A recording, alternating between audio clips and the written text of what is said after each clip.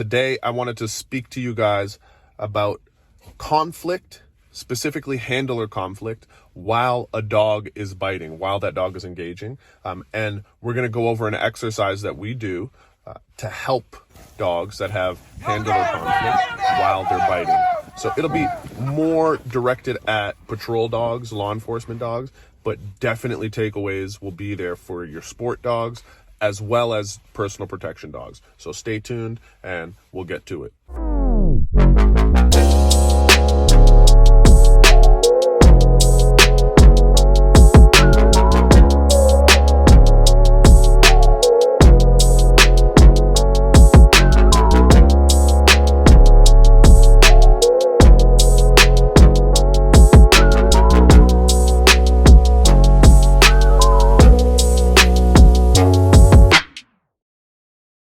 All right, welcome back.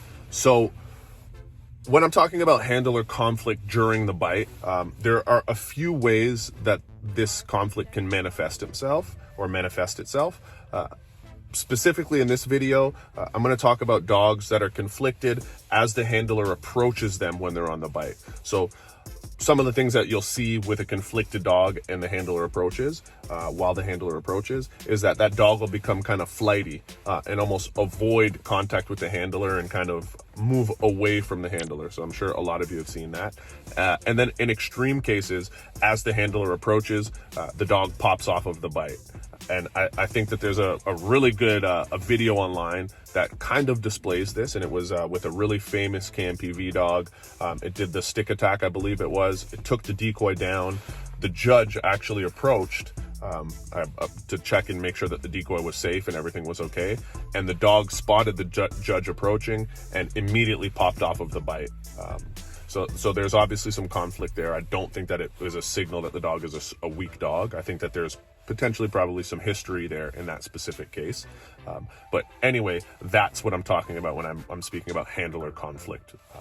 So I want to show you there's an exercise that we do quite often at our workshops that I believe helps arm the dogs with the right necessary tools to deal with their handler approaching them while they're biting. Remember, in a patrol dog scenario, the handler may be approaching while yelling commands to that suspect, and be yelling and adrenaline's pumping. And we have to think, the last time that your dog or a dog in that scenario had a handler or their handler running at them, yelling and stomping their feet, that dog might have been getting into something that it shouldn't have got into. It might have been in the garbage or might have been digging a hole in the yard. So there's going to be some history there as well with these dogs, right? So we need to be very vigilant. The other way that the conflict comes is that these dogs generally are very possessive dogs that are doing this kind of patrol work, right? So in their mind, they're trying to keep possession of what they have, of their prey item, of that item that they've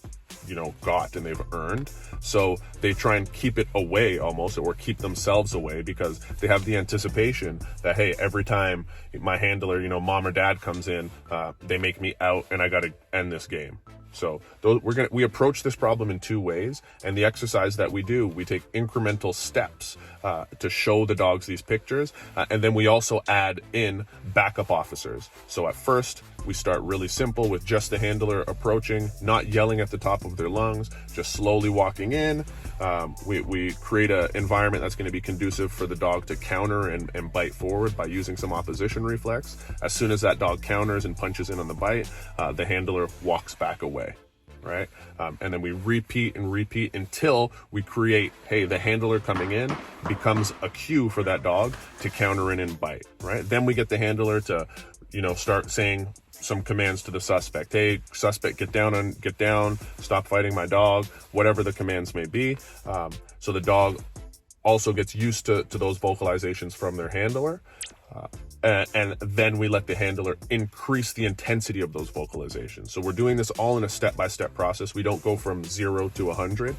Eventually, we get the handler to be sprinting at the dog and the suspect, yelling their commands and stomping and making a big commotion. And the dog has already been conditioned that, hey, this happening means count in and keep fighting. And the good thing is that my handler isn't going to take this away from me. So we start to see the dog stop swaying their bodies away, definitely not popping off, but being really committed to what they're doing. Once we're at that step and they're really grasping and understanding that, the next process is now we get backup officers to come in.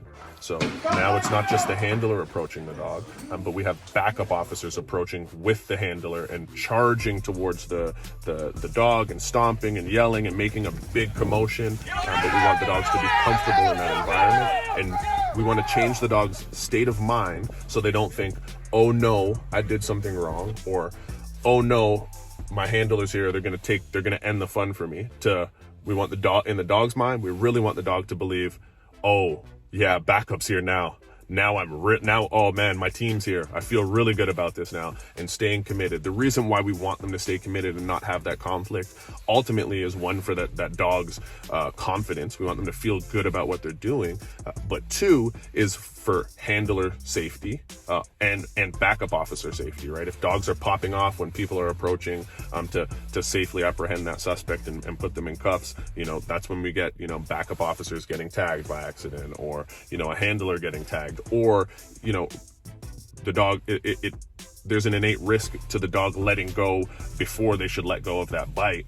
And now that person that was being apprehended could now again potentially become a risk to officer safety or the public safety around. So we want to make sure that the dog is confident and knows what it's doing and doesn't have any inclination that, hey, dad, mom, my handler, the backup running in and yelling, hey, those guys are here for me. They're not here against me. But as you've seen in these clips, I tried to show you kind of that step-by-step process that we follow to get there. But ultimately, it's going to come down to a reps game, and we have to make sure that you have the right dog for the job. So just because the dog is avoiding you, it doesn't mean that potentially you did anything wrong. It can be some mistakes that you've made for sure, but it doesn't necessarily mean that. That's something that we need to keep in mind, and ultimately be working towards the point where it doesn't matter what's happening while your dog is engaging, because their job at that moment is the most important thing, and they need to do their job, and they need to feel great that you've just arrived and the rest of the team has arrived. So that's just one of the ways that we deal with handler conflict while the dog is on a bite and the handler's approaching. If you guys found this useful, please let me know. Also, in the comments, let me know some of the ways that you guys go about dealing with some handler conflict in that context. Remember, handler conflict can manifest itself in many ways. We didn't touch on a dog that maybe gets a little bit resource guardy, or wanting to let go of what they have and guard that object. Potentially we'll do another video on that.